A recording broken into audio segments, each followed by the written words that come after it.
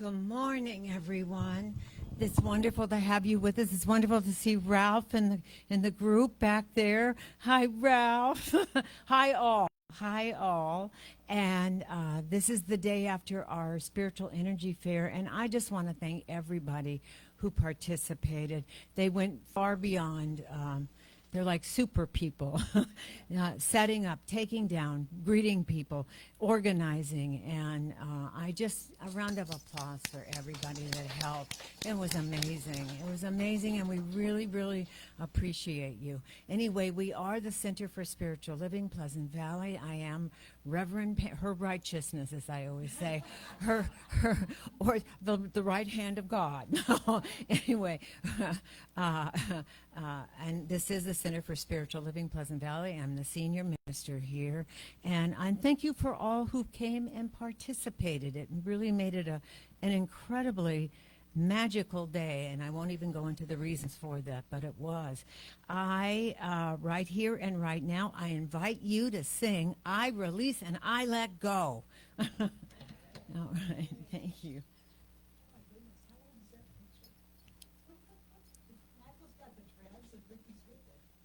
I don't see it.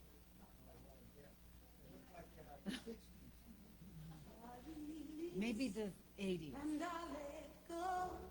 I let the Spirit run my life, and my heart is open wide. And if you'd like to sing, please. Only here for God. No more struggle, no more strife. With my faith I see the light. I am free in the Spirit. Yes, I'm only here for God. I release and I let go. Let the Spirit run my life, and my heart is open wide. Yes, I'm only here for God. No more struggle, no more strife. With my faith I see the light. I am free in the Spirit. Yes, I'm only here for God. I release and I let go. I let the Spirit run my life, and my heart is open wide. Yes, I'm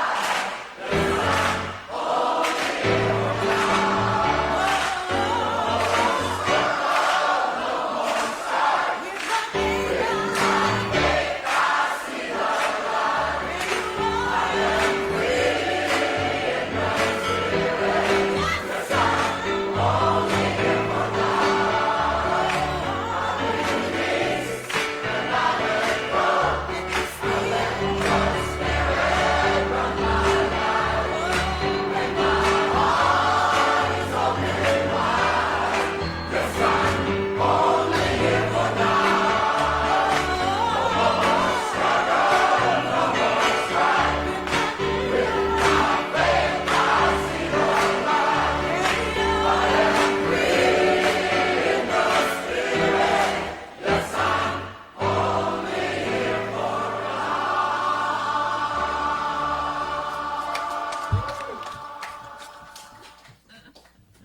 Oh, my goodness. Michael, I didn't know. Anyway, right there. And so who's with us today, and I'm really, really grateful that they're with us, is our Lissa Coffey. Yay!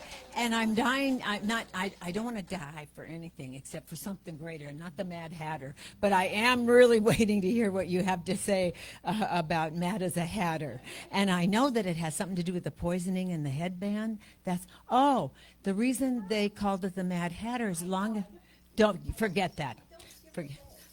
Ixnay on the and the Ninforation A, and the Ninforation A. Anyway, thank you, Lisa. Anyway, and along with our Pamela Bailey, Marcia Beebe, Michael on the soundboard, Kate and Tom, the dynamic duo gathering money team, who strong-arm you for their donations are here.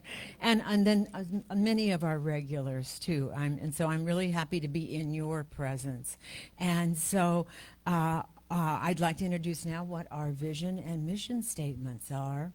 And we're all about awakening the world to its spiritual magnificence through the power of divine love. And that is our vision, and how we do this is by practicing and teaching spiritual principles that open hearts, inspire healing, and reveal the divine in everyday life. And right now, I just want to take those words right into my heart, right here and right now, and breathe them in.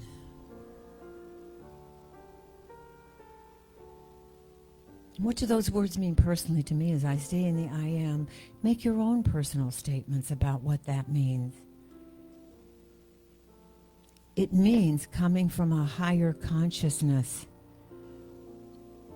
seeing beyond just what's in front of us, but the wholeness of all life. The divinity, that dance of the divine that is absolutely behind every person, place, or thing and incident. And as I step up in my consciousness, my vision of what is grows with more love, more awareness of all the puzzle pieces coming together, making it that world that works for everyone. So I rely on that higher thought. I rely on that divinity with the love within me.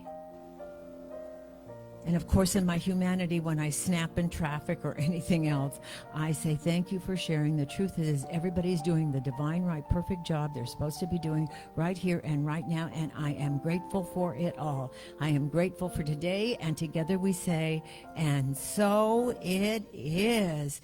And now it's it's our Lissa song with Vito that they wrote, right?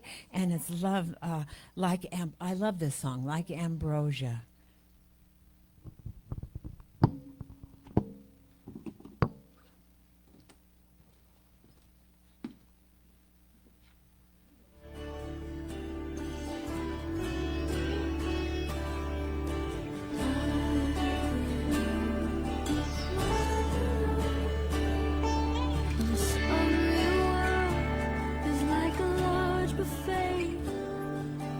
Filled with temptation.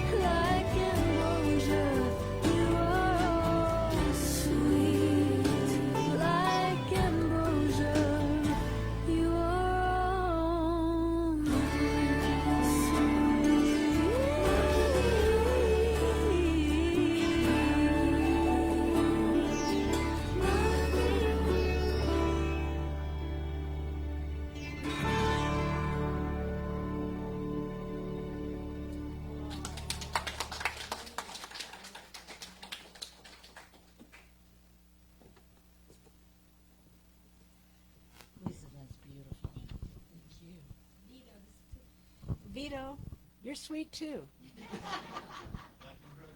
Like ambrosia. My name is Marcia. I am a practitioner here at this center. And we perform a ceremony every week reminding us that no matter the religion, no matter the person, no matter where anybody is in the world, there is only one, the divine, and we are all connected. This is the candles of faith. We perform this ceremony to promote the universal consciousness of life, which acknowledges that all peoples, all faiths, all sentient beings come from that one great universal presence, which we call spirit. Fundamental to this truth is the unifying nature of all religious thought and experience, which we honor here today. We light the candle for the Tao, honoring the universal path of harmony and equilibrium, the natural way. We light the candle for the shamanic traditions, honoring the beliefs and practices of all indigenous peoples, the way of primal spirituality. We light the candle for Hinduism, honoring the path of knowledge, action, and devotion.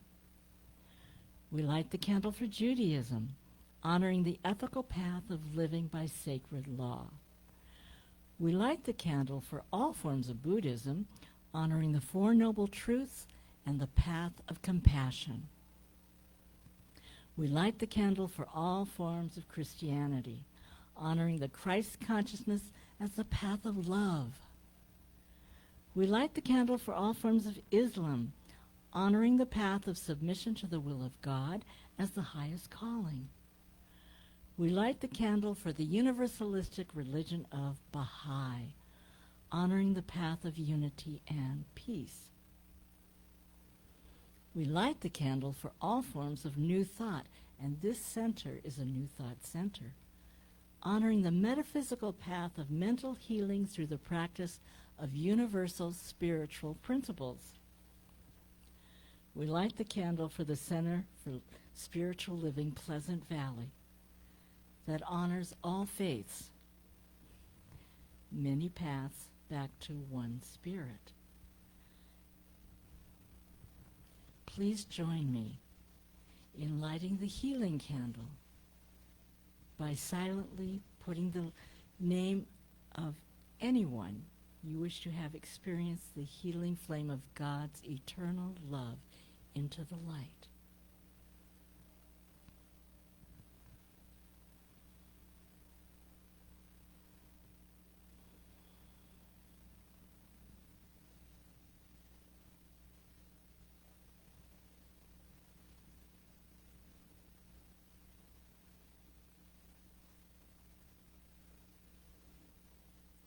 And together we say, and so it is. Vito, come and be sweet.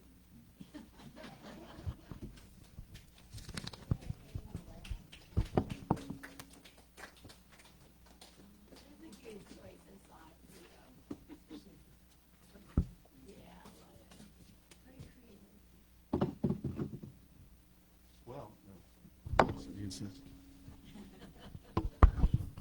Just kidding.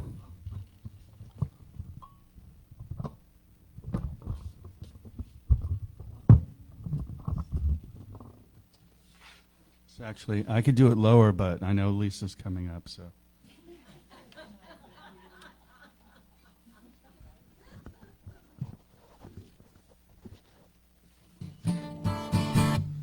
So, the Mad Hatter.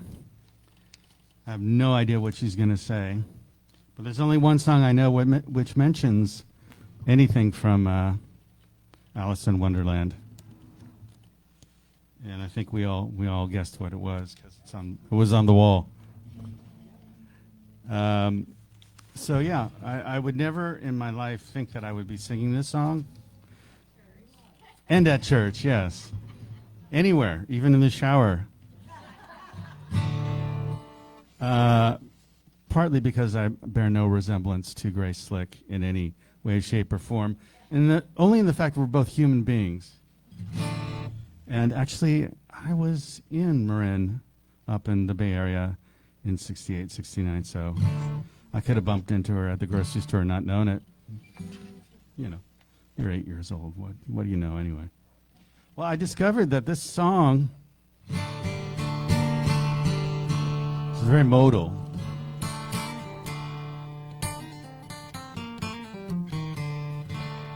And I wish I was two people because I would have brought my Dumbeck so I can do a little Middle Eastern beat.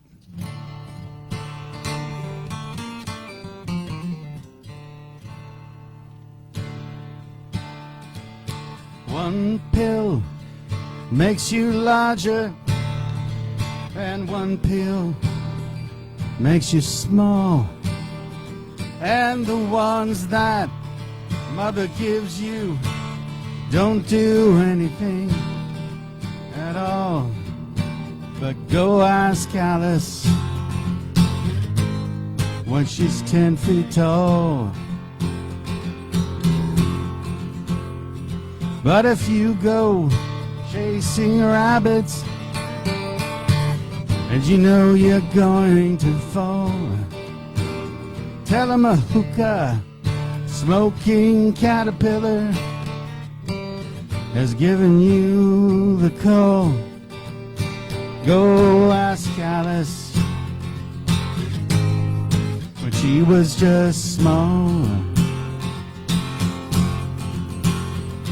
When the man on the chessboard get up and tell you where to go, and you've just had some kind of mushroom and your mind is moving low, go ask Alice, I think she'll know. When logic and proportion have fallen sloppy dead, and the white knight is talking backwards. How does he do that? And the red queen's off with her head. Remember what the dormouse said. Is that a mouse that sits by the door? When the man on the chessboard get up and tell you where to go, and you've just had some kind of mushroom and your mind is moving low, go ask Alice, I think she'll know.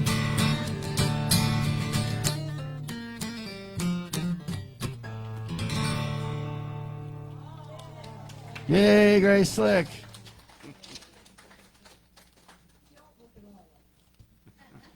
Only superficially.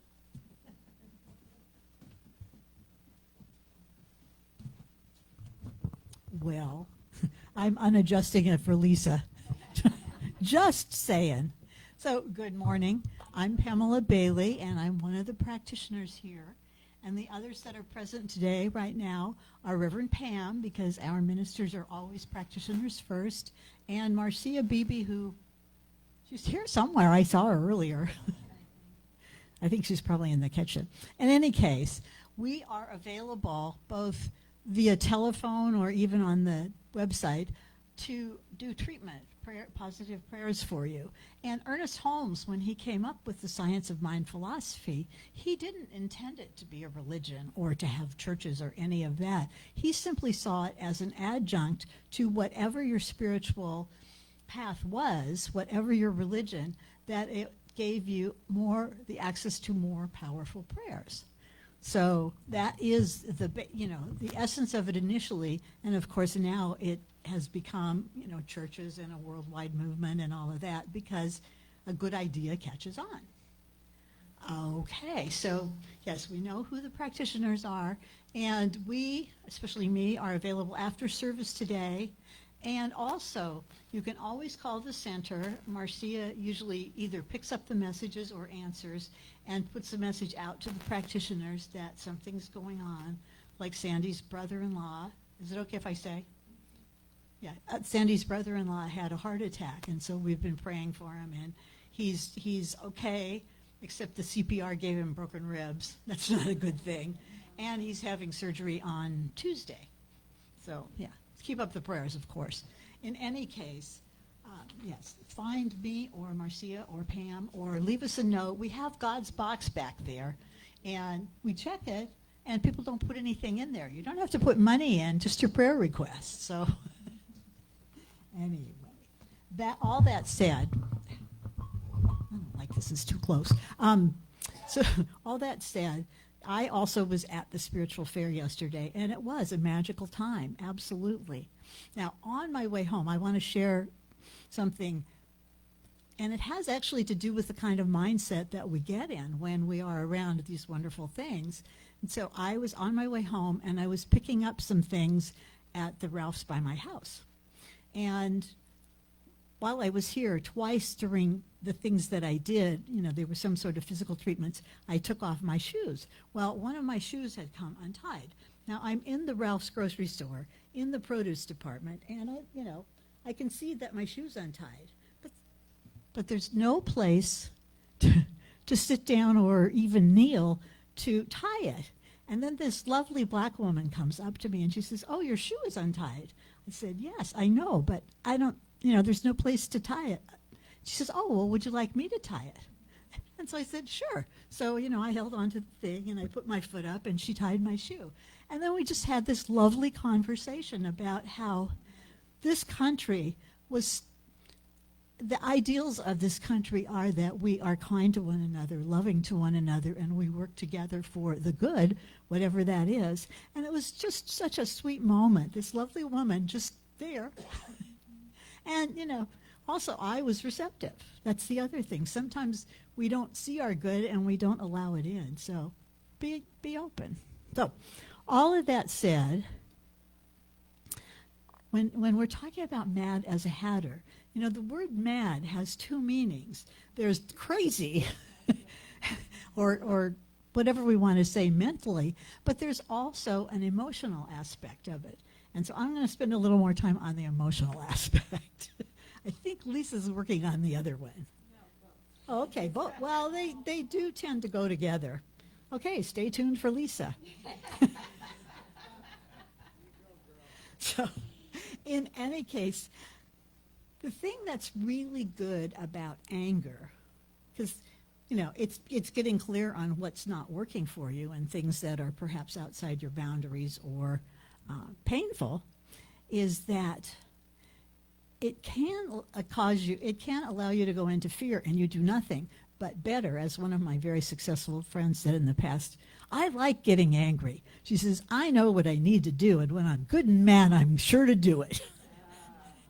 And there is something to that. It is a spur for action. And most of us here saw the movie Network. Who saw it many years ago?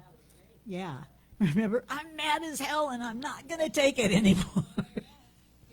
Yeah, and that's the thing. We do get angry, which is appropriate because there's something that for us is out of order, it's unkind, it's unfair, it's unworkable.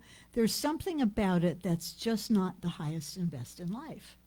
And so this is not meant to be political or preachy or anything else, but when we are mad about how things are going, whether it's people leaving trash on our street or whether it's the national debt being $40 trillion, there are plenty of things to be upset about.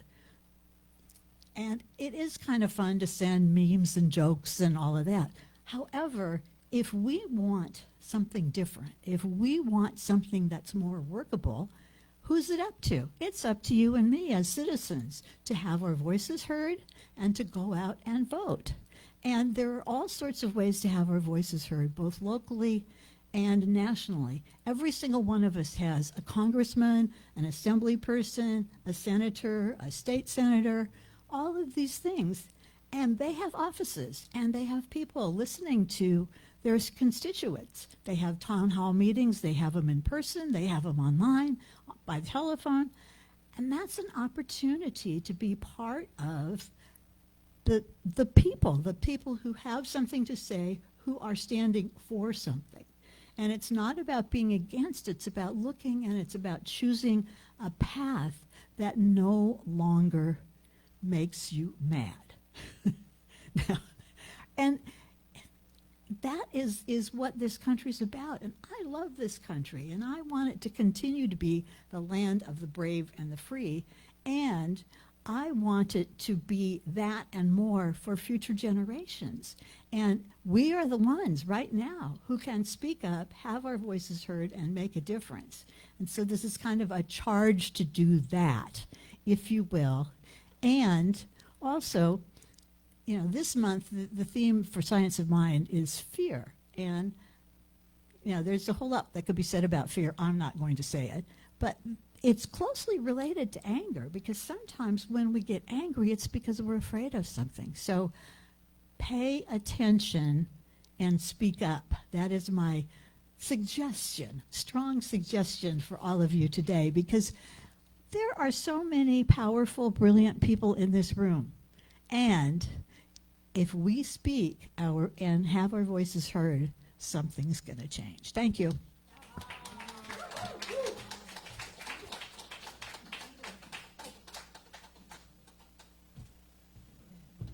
And we have the magical Vito back up.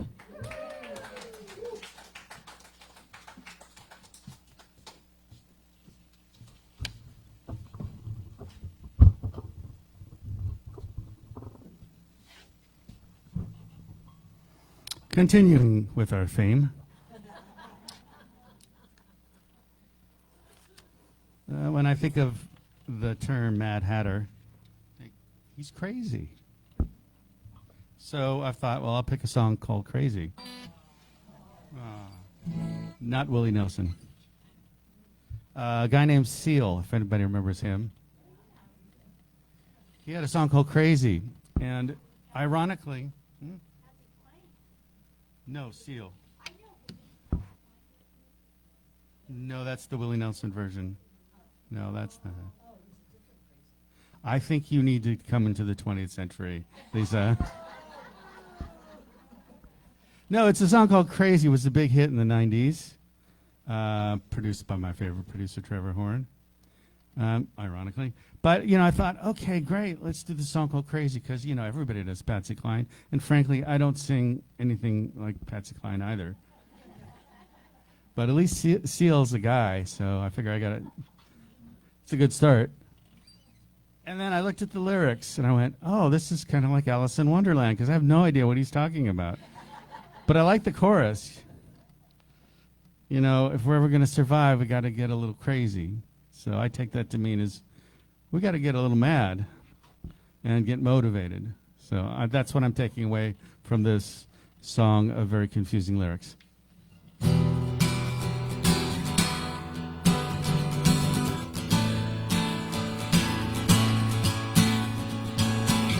A man decides after 70 years that what he goes there for, to unlock the door, while those around him criticize and sleep.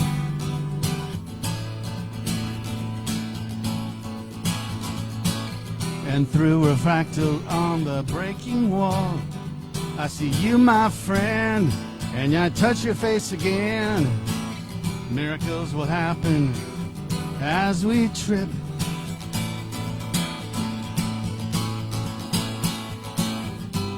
No, we're never gonna survive unless we get a little crazy.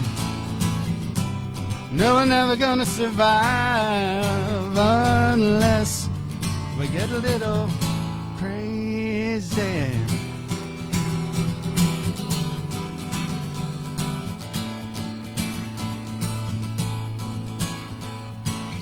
Crazy yellow people in my head.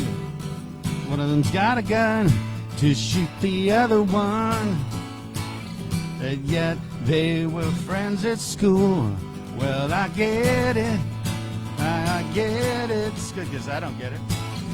If all were there when we first took the pill, then maybe, miracles will happen as we speak. No, we're never gonna survive unless we get a little crazy.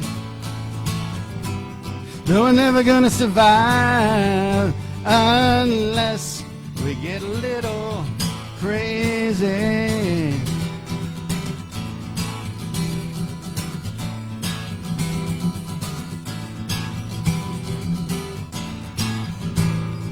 In a sky full of people, only some want to fly. Isn't that crazy? In a world full of people, only some want to fly. Isn't that crazy? No, we're never gonna survive unless we get a little crazy. No, we're never gonna survive unless we get a little crazy. And yet, I still don't know what he's talking about. Great job, Vito. Thank you. We're going to get a little crazy today, right? That's when we start having some fun. All righty. So last time we were talking about fear. And, you know, as Pamela said, fear and anger are a little bit related. One thing kind of can lead to the next. But really the difference is fear says something bad might happen. And anger says something bad is happening and it shouldn't be. It's wanting things to be different than they are. And when we think or we say, are you mad? That could mean that mad could mean the two things like we were talking about. You know, it could be, are you angry? Or it could be, have you completely lost your mind? And sometimes the answer might be both, right? That anger can make us a little crazy. So when that happens, we lose our perspective, we misread intentions, we exaggerate threats, and we say things that our wiser self would never say. We can get ourselves into trouble. And so our topic today is Mad as a Hatter, of course taken from Alice in Wonderland. One of my favorite stories, just like Wizard of Oz, because there's so many deep spiritual messages woven throughout the whole story. But the Mad Hatter, they called him the Mad Hatter because he was a hat maker. And back in the day, hat makers, somehow through the process of making hats, they were exposed to mercury. And this mercury exposure made them actually crazy. They would get tremors, irritability, emotional instability, and confusion.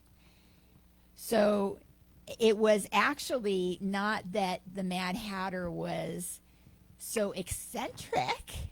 It was that he was actually being poisoned by the mercury in the work that he did. And anger, in a way, is a poison, right? It's anger, greed, and lust, they say, are the three gates of hell. And any one of those in small doses is okay. It's a human condition. But when you get too much of it, it can be a poison. It can ruin our lives. It can literally kill us. You know, when you get angry, if you get too much, your face gets red because your blood pressure goes up and your heart starts beating faster and everything. It's not a good thing. It alters the way we see everything. It kind of takes us down the rabbit hole, which is the next part. Now, When Alice goes down the rabbit hole, that's the same thing as when Dorothy goes somewhere over the rainbow, right? It takes her to this other world. And in this other world, the same rules don't apply. So she's totally confused. What does that sound like? That's what happens when we get angry. We go into this other world, we're totally confused, and we don't understand. When we go down a rabbit hole, we tend to react. Rather than taking action, we react. And it's like this knee-jerk primal trigger that we can't help it. You know, we're literally out of our mind. So one little irritating remark might be proof that someone has never respected us. Or one disappointment can bring up every previous disappointment that's ever happened to us. We rehearse arguments that never happened. We have those ruminating thoughts. We assign motives without looking at the facts. And we become certain that our interpretation is the only interpretation there is. We are right. That happens. I mean, we laugh because it's so true. We recognize it in ourselves. So anger creates this wonderland or this unreality. We step out of our reality, away from the present moment, and we're going into this unreality. So it usually starts with just a little event, just something, a little event. But then rapidly we spiral, and it turns into a story. And then we spin it, we attack it, we dramatize it. And that's how it gets out of control. So we look at ourselves and disoriented, like Alice was so disoriented in Wonderland. She kept saying, "Who am I?" And people kept asking her, "Who are you? Who are you?" And she has no answer. She doesn't know. Because it's like she's having this identity crisis. At one point, she's this really big person, and then she's this really small person. Her size keeps changing, and she keeps being challenged by people about her identity. And anger creates the same identity crisis. It causes us to step outside of ourselves and to forget who we are. We say, "I am angry. I am furious. I am offended." But anything that comes after "I am" is you identifying with it. We don't want to identify with anger or offendedness or being furious. We don't want to identify with that. We forget. We fly off the handle. Vedanta says that the difference between consciousness and any of its passing states, like anger is just a passing state, is the difference between what is real and what is unreal. That's where our discernment comes in, when we need to really rein ourselves in, pause, breathe. What is the truth in this situation? Anger can be present, but anger is not the whole of who I am. So don't identify with it. Instead of "I am angry," we can try on "I feel angry. I feel anger coming up in me." And we can look at it. This pause creates enough space where we can step back and observe.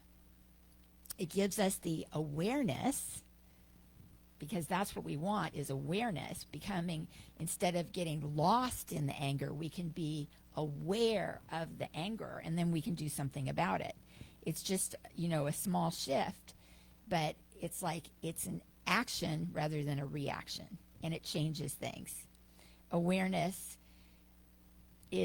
moves through the mind, and anger can be in one area of the mind. It's like you're in a house, and anger is in the bedroom, and you're in it. You're in the bedroom. But you can always choose to step out of the bedroom and go into the living room, or go into the family room, or go into the kitchen. And that's what awareness can do for us. It's like, okay, why am I standing in this room with the door closed? Open the door and let's step out and let's be rational. In that, you guys remember the tea party, the Mad Hatter's tea party and everything. That was like a really fun scene. In the tea party, they are trapped in this repetition. They keep doing the same thing over and over and over and over and over and over again. They're in this loop. That's another thing that anger does to us. Time has stopped at 6 o'clock in this tea party. Time has stopped. So it's always tea time. And they continually move around the table. You know, there's the Dormouse and the Rabbit and the Mad Hatter and Alice, and it's like, ding, ding, time for tea, and they move around the table. But where did they go? They get nowhere. They're just moving around. They're just changing places. Nothing really changes in their life. This is what happens with unresolved anger. If we don't resolve that anger, this is what we're going to keep doing over and over again. It's those ruminating thoughts. It's the habits that we get into, that knee-jerk reaction that's going to come again. Anytime we feel that trigger, it's like, oh, we don't want to be like that. You know, in this, whatever made us angry, that event that made us angry, it could have lasted 5 minutes, maybe even just 1 minute. But instead, we keep serving it tea for the next 20 years. Why are we doing that? That's crazy, right? We're being the Mad Hatter there. The Mad Hatter keeps saying, I have quarreled with time. He wears that big watch around his neck, right? Anger can be a quarrel with time itself, because we go through the should-haves.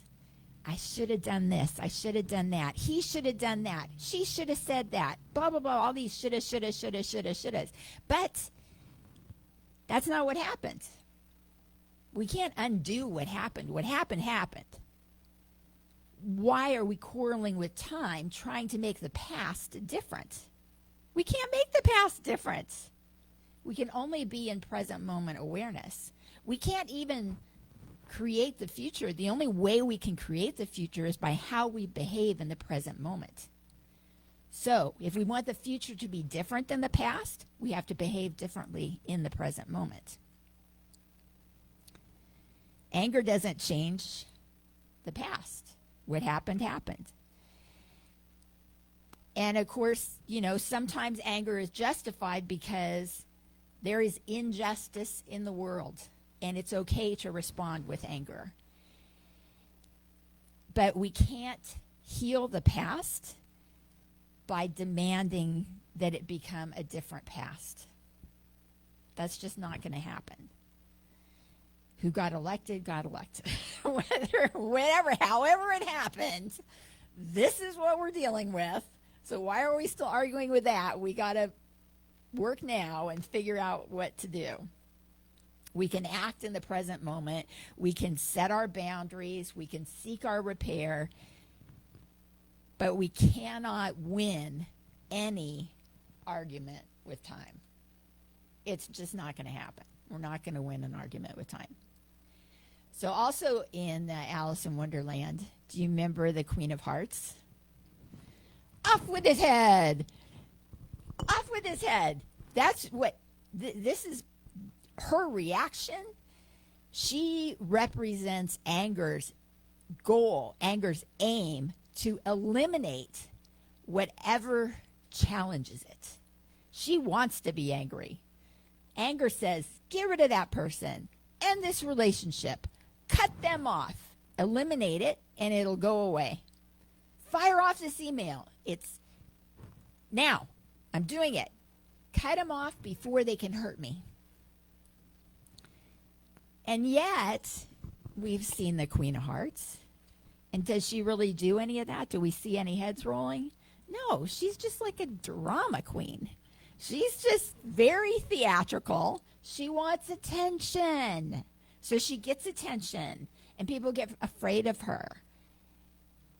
it's kind of ironic that she's named the Queen of Hearts because she's anything but the Queen of Hearts. They don't show love for her. They show fear for her. She's not ruling with love and with her heart. She's ruling with anger. Anybody can lose their temper, but real power is being able to keep possession of yourself, your own emotions. This is emotional maturity. Now we're getting into modern psychology, emotional maturity. This is a big thing. So we got to think of it two ways, okay? When we think of ourselves as the angry person, we think of how do we manage our anger? How do we control it? How do we observe it? How are we aware of it? But here's another thing.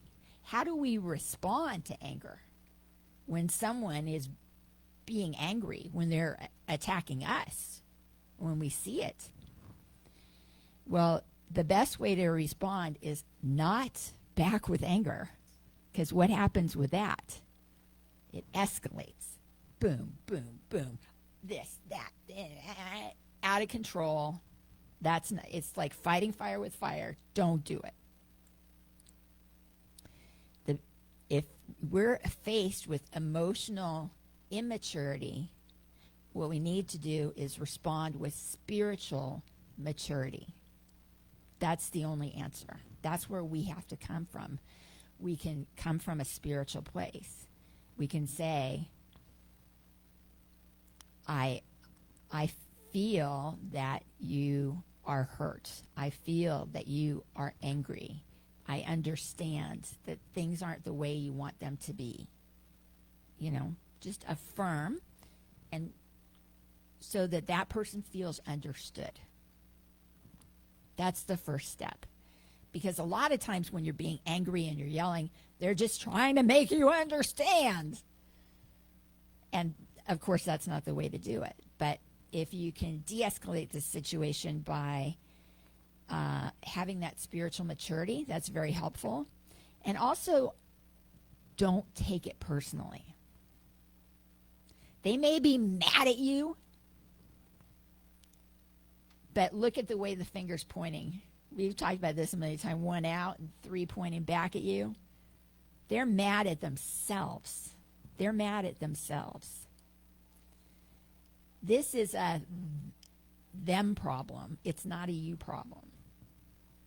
So, don't take it personally. Spiritual maturity, and don't take it personally. We need to remember that anger is a messenger. It's not our master. Anger can contain useful information for us. It's not spiritually wrong. We just see anger as that red flag. That with the bull, they put a red flag and it makes him mad and he wants to go in the bullfights. We don't have to attack the red flag. We can look at it and say, what am I supposed to be seeing here? Why is this coming up in me? Has a boundary been crossed? Has something unjust happened? Has a need gone unheard? Is there grief or fear beneath this anger? What needs to change the situation? Those are the questions we need to ask ourselves. And the problem is not that, anger knocks on the door, because it's going to knock on the door. The problem is that we tend to hand it the keys to the house. Anger's the messenger. It can stay outside the house and give us the message, but we don't invite it in and say, make yourself at home.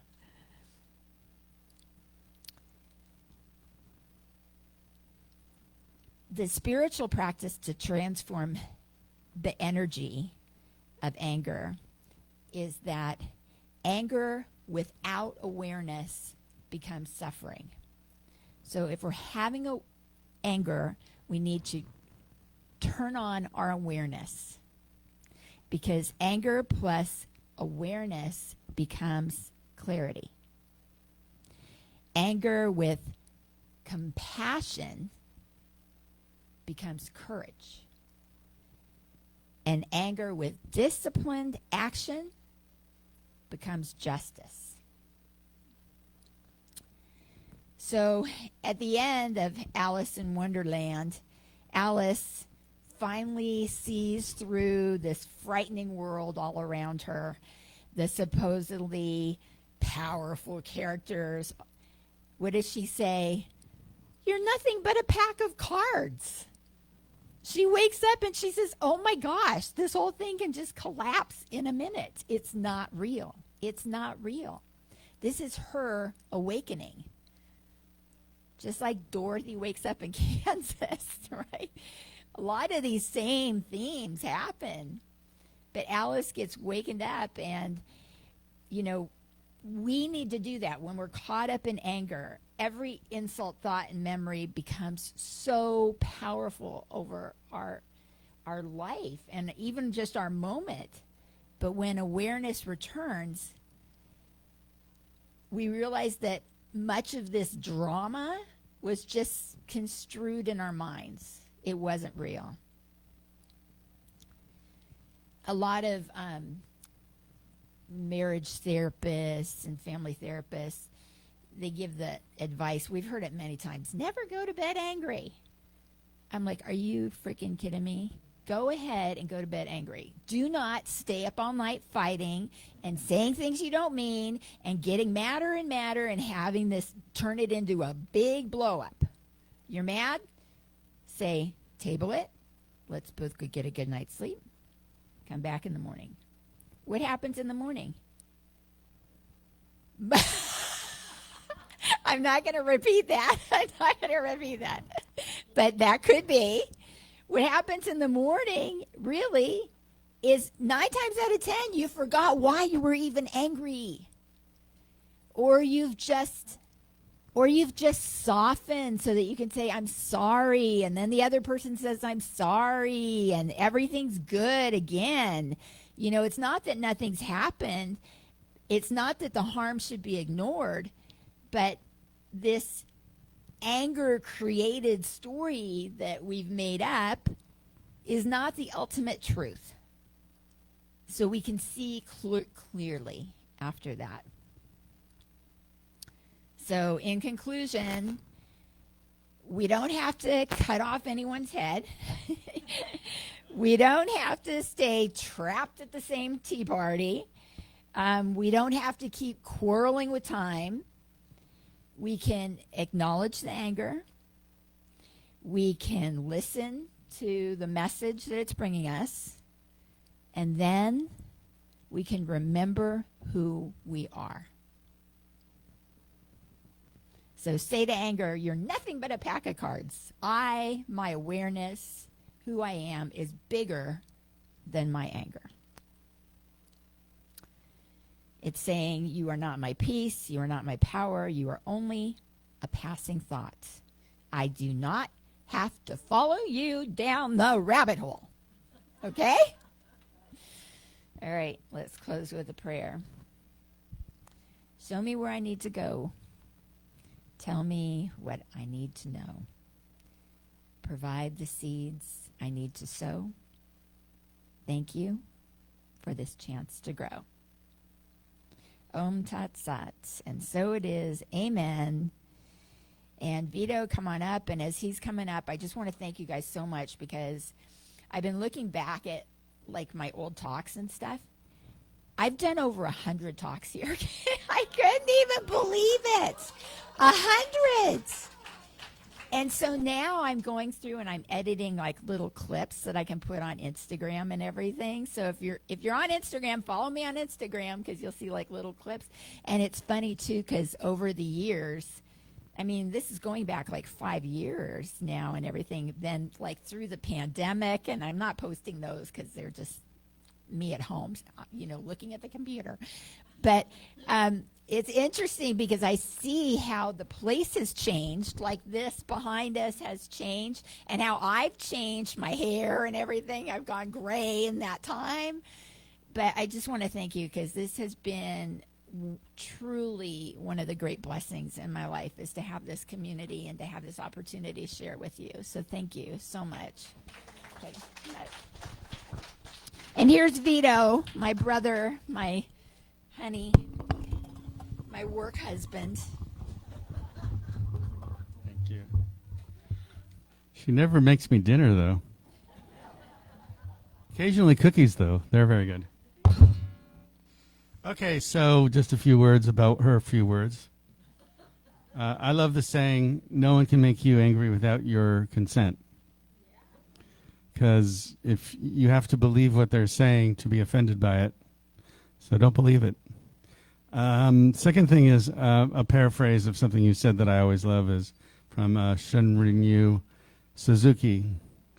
Feelings come and go, just don't serve them tea.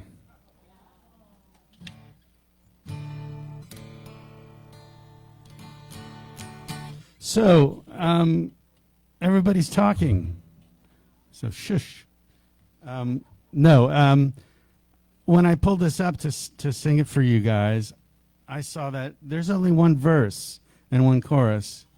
And it's like, really? It was a hit song, one verse and one chorus. But you remember Nielsen, he goes, wah, wah, wah, wah, wah, wah, wah. He does that whole like fake trumpet thing in the middle, which I don't do personally. I don't choose to do it. So I wrote another verse. And I updated a bit so it's a little more contemporary. So we'll see. So the song has copyright 1964 and 2026. That should cover it.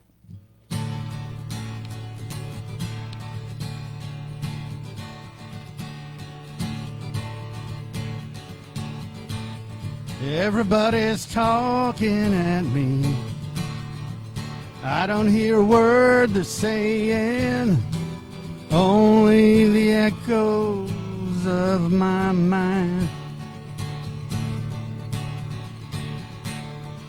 People stop and staring. I can't see the faces, only the shadow of their eyes. I'm going where the sun keeps shining through the pouring rain. Going where the weather suits my clothes. Banking off of the northeast wind, sailing on a summer breeze. Skipping over the ocean like a stone. Everybody's texting at me. I can't read their emojis, only the echoes of my mind. Tell people stop scrolling. I can't read their comments, only the shadows of their eyes. I'm going where the sun keeps shining through the pouring rain. Going where the weather suits my clothes. Banking off of the northeast wind, sailing on a summer breeze. Skipping over the ocean like a stone. And I won't let you leave my love behind. No, I won't let you leave my love behind. No, I won't let you leave my love behind.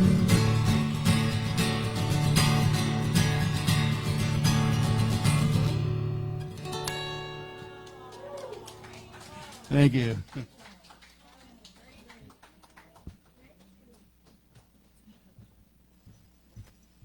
One more round of applause for Vito and Lissa And Lisa, I cherish every moment I'm with you, really and truly, personally, which obviously our schedules isn't. Yeah, I'm so grateful we're on this journey together, and that I attracted you into my life says something very good about me. And by the way, I would rather go where the sun shines, and instead of where the sun don't shine. So this part, I can't help myself. I'll be really brief. My mother-in-law, not only one of her best friends, but was Grace Slick's sponsor. Not that she needed one for pills or alcohol or anything else. And my brother-in-law also, I've been to Grace's house after she was married to the roadie. I can't even remember his name, the last marriage. She married one of her roadies. And I'll just really briefly, she produced one of my brother-in-law, Gary Geagan's song, and he still gets residuals from it, was Diablo. And so it was a very close connection. And my favorite Grace Slick story, she had all of those, what are those really colorful birds? They're little and they're beautiful. I can't, Finches. You walked into her house, and the roadie, and I cannot remember his name, huge atrium with like hundreds of finches in them. And for some reason, he was on the road, and she came home and they all were dead. And she took every single finch and went all over the Bay Area and replaced them so he would not know when he came home. It was just one of those stories that always stuck with me. It was amazing. Anyway, thank you for a very, very magical morning. It was just incredible. So thank you. And on this note, now we have announcements. And I just want to thank everybody so much for all you do from your heart and your consciousness. Okay, August 23rd. Here we got it. Swami comes today. Yay. And that's another gift that Lisa brought us. Yeah, very, very much. And I do know this as well. I said, I can't imagine Swami letting you go to Australia. And he said, he's not. I'm going to be working from Australia. Thank you, Lisa. And it's wonderful to sit with Swami. Next. I am speaking. I'll be the speaker with Speak Ease next Sunday with Alberto. So please join us. Sign up. Yes, Yvonne did this. We have fellowship, to join in the fellowship and offer our goodies after service to feed our souls and our stomachs. Please see Yvonne. There's a sign-up sheet in front of the soundboard. Camarillo Evening Toastmasters, again, Marcia is part of this, and we do know other people in there that visit us once in a while, but Marcia's brought some wonderful people to the center also to help behind the scenes and in front of the scenes. And so they're a wonderful group, and the best speakers I've ever heard sometimes are from the Toastmasters. So join, come visit, guests are welcome. And, we're going to now do our group prayer together. So together, from the love of pure spirit within me, I bless this gift. I send it forth to heal and bless and prosper. It is evidence of my faith and belief. It does good work in the world and returns to me multiplied abundantly. And so, yes, and so it is. And so as the baskets are passed around, and there could be music under this, but there's not. So, thank you, Michael. Let us just know right here and right now that the moment is now. The moment for the information that was received this morning can't be more important to each and every one of us.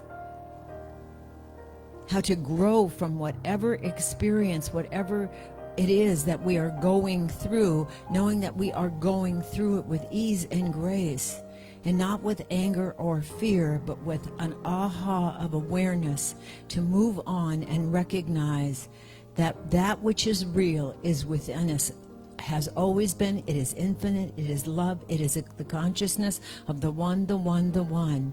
It is not the house of cards that is constantly falling over. I choose to step up in that consciousness. I choose to say, thank you for sharing. The truth is I am that divine being, so I choose my decisions from the highest love, the highest good that affects each and every person, not only within me, but in my life. So I step up, I step out, and I begin to see that world that works for everybody, and I am grateful for it all. I'm grateful for the Mad Hatter who brought that to us through C.S. Lewis. Wasn't it C.S. Lewis? Yes, that wrote that brilliant book. And also, we want to know what he was on when he wrote it, what drugs he was on. No. Anyway, so, Lewis Carroll, thank you. Thank you, Lewis Carroll.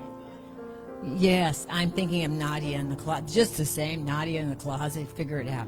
So anyway, so now as they come forward, we're going to bless this and watch this center grow and change. We are coming up to the 20th century. I think Vito was kidding you. I'm coming up to the 20th. And we're getting more word out about the good that we do in this center. So absolutely, right here and right now, I bless every person that walks through this door. I bless every penny that comes in this building, watching it grow and grow and grow and become that brighter light out into the community where people do find respite, where they do find truth, where they do find their absolutely God presence within them. And I give thanks for it all to be in this experience. And together we say, and so it is. And so it is. We now invite everybody up. We invite everybody up to sing the peace song that wants Marcia. Vito knows it. Yeah. You know everything, Lisa just said. Really and truly? A showman. Marcia, do you want to come up wherever you are? I guess not. Pamela Bailey, do you want to come up and sing the peace song? And thank you all for those again who participated yesterday. Yeah. Yes.